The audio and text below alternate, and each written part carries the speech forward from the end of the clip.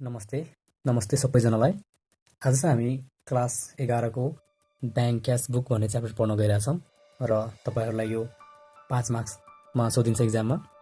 यो bank cash book गर्नलाई चाहिँ तपाईले चाहिँ जर्नल भाउचर आउनै पर्ने हुन्छ है। जस्तै जर्नल इन्ट्रीमा चाहिँ लेजर बनाउँदाखेरि चाहिँ जर्नल इन्ट्री आउनै पर्ने हुन्थ्यो, त्यस्तै गरी चाहिँ यहाँ पनि यो ब्याङ्क क्यास बुक बनाउनलाई चाहिँ जर्नल भाउचर आउनै पर्ने हुन्छ। र यो क्वेशन गर्दाखेरि जर्नल भाउचरलाई पनि सजिलो हुन्छ है, किनकि हामी यसमा जर्नल भाउचर पनि बनाउँछौँ र फर्मेट हाम्रो यही हो। क्यास ब्यालेन्स दिएको छ, date SN particular cash balance यो ब्याङ्क ब्यालेन्स हो। त्यसपछि बजेट एक्सपेन्डिचर दिएको छ, एडभान्सको कुरा यहाँ लेखिन्छ miscellaneous, advance budget expenditure balance bank balance, यो तीनटा कुरा बाहेक मिसेलिनियस कुरा चाहिँ यहाँ लेखिन्छ डेबिट क्रेडिट भनेर है। र योभन्दा अगाडि हामी क्वेसन हेरौँ। क्वेसन हेर्नुहोस् न, सेम जर्नल भाउचर जस्तै छ। रिसिभ ब्याङ्क अर्डर, यो बजेट रिलिज सबै जर्नल भाउचरको जस्तै छ।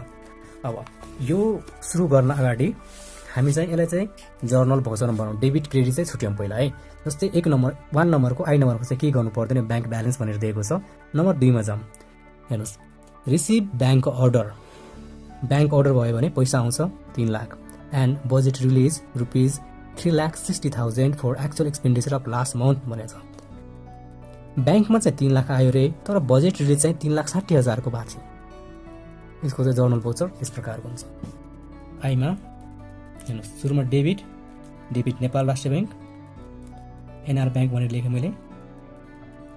एनआर ब्याङ्क कति पैसा आयो नेपाल राष्ट्र ब्याङ्कमा 3 लाख आयो है, तर बजेट रिलिज चाहिँ कतिको भएको छ 3,60,000 को। त्यसो भए बजेट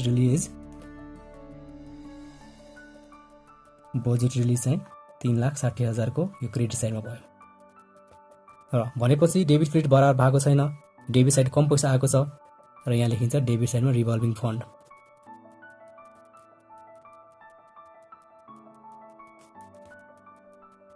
रिभल्भिङ फन्ड भनेर कति नपुगेको 60,000। म न्यारेसन लेखिन, अर्को नम्बरमा जाम।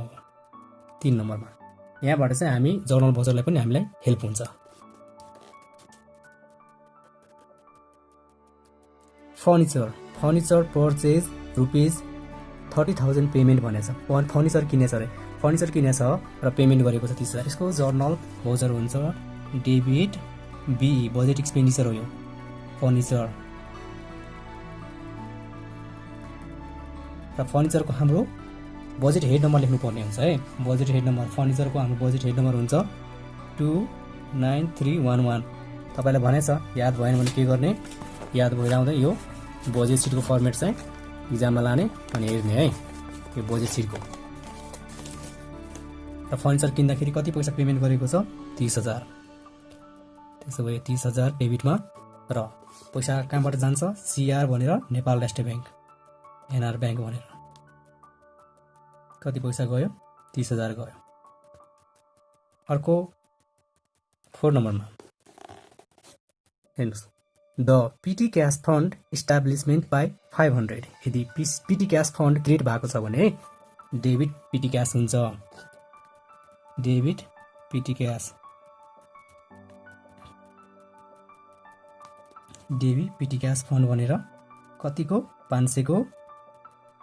अनि यो पैसा जान्छ कहाँबाट, पैसा जान्छ नेपाल राष्ट्र ब्याङ्कबाट। त्यसो भए एनआर ब्याङ्क 500। अब यति गरिसकेपछि अब 5 नम्बर हेरौँ के भन्दैछ। Computer purchase advance of mister Kamal of rupees 60,000 was cleared against the bill submitted by him. Advance पाएको थियो 60,000 र 60,000 कै बिल क्लियर गरेको छ कमलले। त्यसो भए यसको जर्नल भाउचर के हुन्छ, खर्च के को लागि, कम्प्युटर पर्चेजको लागि। त्यसो भए डिआर बिई बजेट एक्सपेन्डिचर भयो। र कम्प्युटर लेखिँदैन है, के लेखिन्छ machinery and equipment.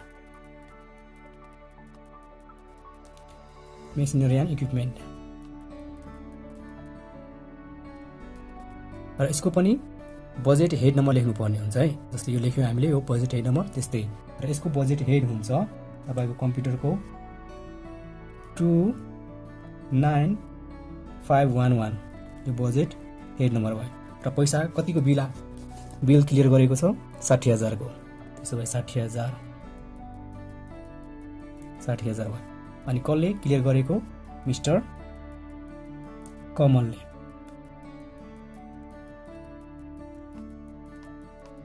Advance clear भनेर कतिको एडभान्स क्लियर गर्यो 60,000 को। त्यस्तै अर्को VI मा paid salary of ₹44,000 for the current month after deducting provident fund ₹10,000 and income tax 1,000। Question बुझ्नु पर्यो है। पेड स्यालेरी गर्दैछ फर द करेन्ट मन्थ भन्न खोजेको यो 44,000 टोटल स्यालेरी हो। अनि आफ्टर डिडक्टिङ 10,000 यो 44,000 बाट 10,000 र 1,000 घटाएर चाहिँ स्यालेरी तिर्नु पर्ने भनिरहेछ यहाँ। त्यसो भए यसको जर्नल भाउचर हुन्छ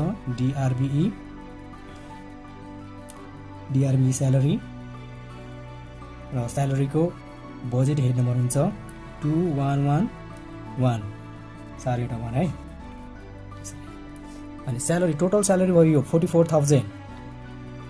त्यसपछि के चाहिँ घटाउने भनेछ प्रोभिडेन्ट फन्ड 10,000 इन्कम ट्याक्स 1,000 घटाउने भनेर भनेछ।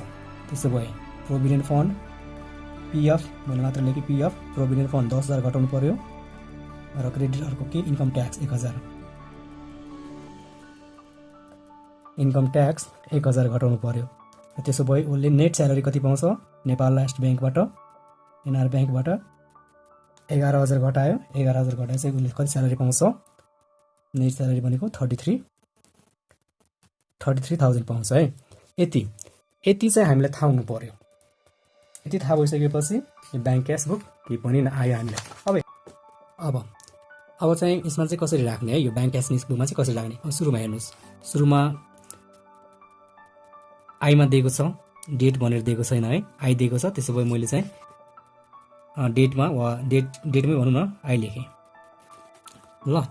त्यसपछि आईमा भनेको छ ब्याङ्क ब्यालेन्स भनेर ब्याङ्क ब्यालेन्सलाई लेखिन्छ ब्यालेन्स बिभाइडी सुरुमा है ब्यालेन्स बिभाइडी भनेर लेखिन्छ सुरुमा र ब्याङ्क ब्यालेन्स बिडी सिधै यो ब्यालेन्स छ नि ब्यालेन्समा लेखिन्छ कति भनेर दिएको छ 80,000 भनेर चाहिँ यहाँ राख्नु पर्यो है। मैले यसो बाङ्गो गरेर लेखेँ 80,000। अनि त्यसपछि यो रिसिभको कुरा भएको छ होइन। अब चाहिँ यिनीहरू चाहिँ यहाँ नहेरि नि हुन्छ सुधै जुन हामीले यो गरेको थियौँ नि यो ब्याङ्क जर्नल भाउचर यहाँबाट चाहिँ हामी गरेको हुन्छ। अब हेर्नुहोस् यो ब्याङ्क ब्यालेन्स भयो यो डेबिट भयो क्रेडिट भयो ब्याङ्क ब्यालेन्सको कलम हो है। जस्तै यहाँ के लेखेको छ DR NR ब्याङ्क भनेको छ होइन। त्यसो भए यो ब्याङ्कको डेबिट यो सेकेन्डमा दोस्रो नम्बरमा है। दोस्रो नम्बरमा चाहिँ यहाँ चाहिँ हामी लेख्छौँ डेबिटमा छ नेपाल राष्ट्र ब्याङ्क। त्यसो भए डेबिटमा हामी पैसा लेख्छौँ कति 3 लाख।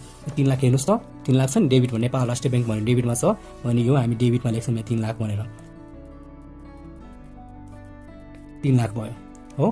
र यो 3 लाख लेखिसकेपछि यो ब्यालेन्सले डेबिट आयो भने यसमा चाहिँ एड गर्ने यो 80,000 प्लस 3 लाख 80,000 प्लस 3 लाख गर्नुभयो भने कति आउँछ 3,80,000 आउँछ।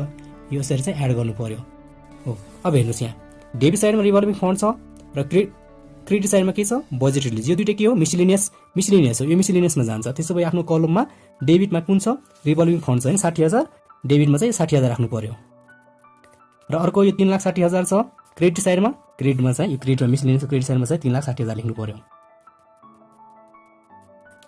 यसरी 3,60,000 लेख्नु पर्यो है। र अब चाहिँ यहाँ के लेख्ने पर्टिकुलरमा लेख्दाखेरि बजेट रिलिज यहाँ लेख्नु पर्यो बजेट रिलिज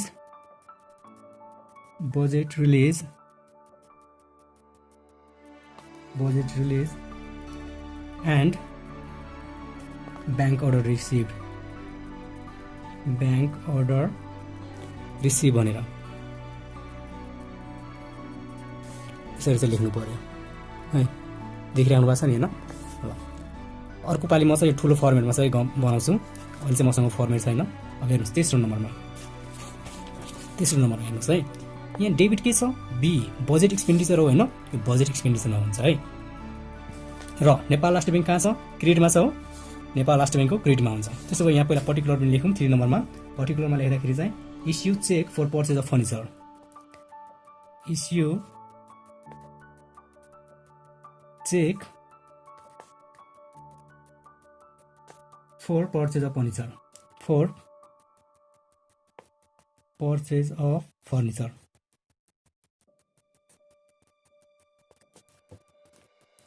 फर्निचर। अब हेर्नुहोस् डिआर बिई यो 29311 हाम्रो यो बजेट हेड नम्बर छ यहाँ। यसको हेर्नुहोस् यो तेस्रोको बजेट हेड नम्बरमा लेख्नुहोस् पहिला 29311। ल अब डिआर बजेट एक्सपेन्डिचरमा 30,000 छ। यो बजेट एक्सपेन्डिचर अमाउन्ट चाहिँ यहाँ 30,000 लेख्नु पर्यो है, 30,000। अनि त्यसपछि नेपाल राष्ट्र ब्याङ्क छ नि क्रेडिट साइड, नेपाल राष्ट्र ब्याङ्क भनेको ब्यालेन्स हो, अहिले चाहिँ क्रेडिटमा लेख्नु पर्यो। क्रेडिटमा कति 30,000। अब जुन चाहिँ नि ब्यालेन्सबाट यहाँ पैसा गएको डेबिटमा अघि 80,000, डेबिटमा त्यो प्लस भयो 3,80,000 भयो। अब चाहिँ 3,80,000बाट 30,000 चाहिँ घट्छ है। 30,000 घट्यो भने कति हुन्छ 3,50,000 हुन्छ। डेबिटमा भयो भने एड गर्ने, क्रेडिटमा भयो भने चाहिँ घटाउने, यो यसरी। अनि त्यसपछि अब हेर्नुहोस् डिआर पिटी क्यास फन्ड छ, सिआर एनआर ब्याङ्क छ। नेपाल राष्ट्रिय ब्याङ्कको रेकर्ड यसमा हुन्छ क्रेडिटमा, र अर्को पिटी क्यास फन्ड भनेको न यो बजेट एक्सपेन्डिचर हो न एडभान्स हो, यो के हो मिसलिनियस हो। मिसलिनियस हो भने हेर्नुहोस् यो पिटी क्यास फन्ड यो पहिला लेखौँ पर्टिकुलरमा 4 मा के छ यसको यहाँबाट लेख्न सकिन्छ है, कुनै नौलो कुरा लेखेको होइन। पिटी क्यास फन्ड इस्टाब्लिसमेन्ट भनेर मात्र लेख्नु भए पुग्छ। इस्टाब्लिसमेन्ट अफ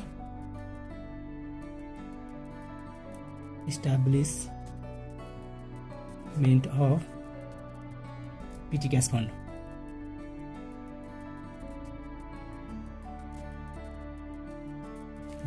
अब हेर्नुहोस् पिटी क्यास फन्ड डेबिटको 500 छ, सिधै यता मिसलिनियसको डेबिटमा गएर राख्नुहोस् कति 500। अनि यो ब्याङ्क एनआर ब्याङ्क छ क्रेडिट साइडमा छ, यो नेपाल राष्ट्र ब्याङ्क यो ब्याङ्क ब्यालेन्सको क्रेडिट साइडमा राख्नु होला 500। अनि फेरि यहाँबाट चाहिँ लेस गर्नु है, एडजस्ट गर्नुपर्ने हुन्छ। 3,50,000बाट यो 500 घट्यो भने कति हुन्छ 3,49,500 हुन्छ है। र भयो। अनि त्यसपछि अब अर्को नम्बरमा भीमा हेर्नुहोस्, भीमा के छ भन्दाखेरि डिआरबिई मेसिनरी इक्विपमेन्ट एडभान्सको कुरा गरेछ, एडभान्सको क्लियरको कुरा गरेछ। अनि डिआरबिई मेसिनरी इक्विपमेन्ट छ। त्यसो भए यहाँ पर्टिकुलरमा के लेख्नु पर्यो मिस्टर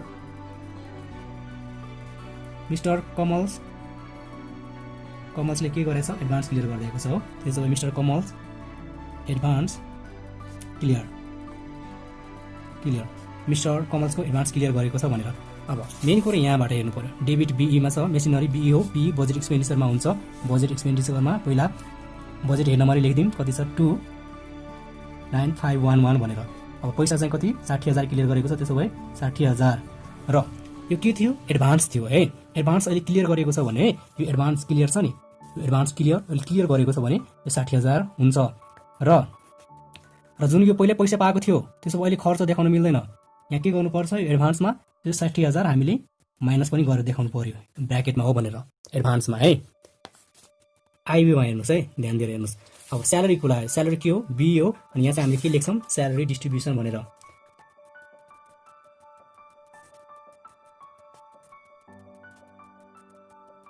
स्यालेरी डिस्ट्रिब्युसन गर्दाखेरि बिई भनेको बजेट एक्सपेन्डिचरमा पहिला बजेट हेड नम्बर लेखिदिउँ कति छ 2111। अब स्यालेरी 44,000 अनि अर्को पिएफ फन्ड, हाम्रो पिएफ फन्ड मिसलिनियस हो, यो इन्कम ट्याक्स पनि मिसलिनियस हो। मिसलिनियस कुन साइडमा छ क्रेडिट साइडमा छ भने क्रेडिट साइडमा राख्नु होला 10,000 र अर्को 1,000। लास्टै गाह्रो भयो यो कलमले गर्दाखेरि। अनि क्रेडिटमा छ नेपाल ब्याङ्क भनेर, नेपाल ब्याङ्क क्रेडिट साइडमा छ 33,000। यो 33,000 हामीले क्रेडिटमा गएर ब्याङ्क ब्यालेन्सको 33,000। अनि अघि नै हामीले यहाँ चाहिँ 0 थियो, के पनि थिएन यहाँ डेबिट क्रेडिटमा, जस्ताको त्यस्तै आउँछ यहाँ 3,49,500। र अहिले चाहिँ हामीले 3,49,500बाट 33,000 घटाउनु भयो भने हाम्रो आउँछ 3,16,500। यति हो, यति गर्नु पर्यो हामीले। भनेपछि हामीलाई मेन कुरा के हो, हामीले जर्नल भोचर चाहिँ जान्नुपर्ने हुन्छ। अब चाहिँ टोटल गर्नुहोस्, यहाँ चाहिँ टोटल गर्नुहोस्। टोटल गर्दाखेरि यो हाम्रो 3 लाख छ, सुरुको 3 लाख भयो। अनि यहाँ चाहिँ टोटल कति हुन्छ 30,000 छ, यो 33,500 163,500। यो टोटल गर्नु पर्दैन, यो टोटल गर्दै आइरहेको हामीले, यो टोटल गर्ला नि यहाँ बिग्रिन्छ। यो टोटल हो हाम्रो, किनकि हामीले एडजस्ट गर्दै आएको छौँ यसरी माइनस प्लस गर्दै। 3,16,500 बजेट हेड नम्बर पनि टोटल गर्नु पर्दैन। अब यहाँ चाहिँ टोटल गर्दाखेरि यहाँ हेर्नुहोस् माइनस प्लस एडभान्स क्लियरको बेलामा चाहिँ माइनस प्लस हुन्छ, यो याद गर्नु होला है। 30,000 अनि यो 44,000 भनेपछि 74,000 के पनि छैन यहाँ। 60,000 को 60,000 टोटल गरेर राख्नु मात्र। 65,000 अनि अर्को चाहिँ यहाँ कति हुन्छ 3,60,000 भयो। यो 10 70 71 3,71,000 यति हो गर्नुपर्ने। भनेपछि हाम्रो यो ब्याङ्क क्यास बुक के पनि होइन, यदि हामीलाई जर्नल भाउचर आयो भने है यसो ट्राई गर्नुहोस्। यो मेरो फर्मेट सानो भयो, अर्को दिन म ठुलो फर्मेटमा चाहिँ गरिदिन्छु। र हेर्नुहोस् बुझ्नु भएको छैन भने 2 चोटि हेर्नुहोस् 3 चोटि हेर्नुहोस्, पक्कै बुझिन्छ। हस् धन्यवाद।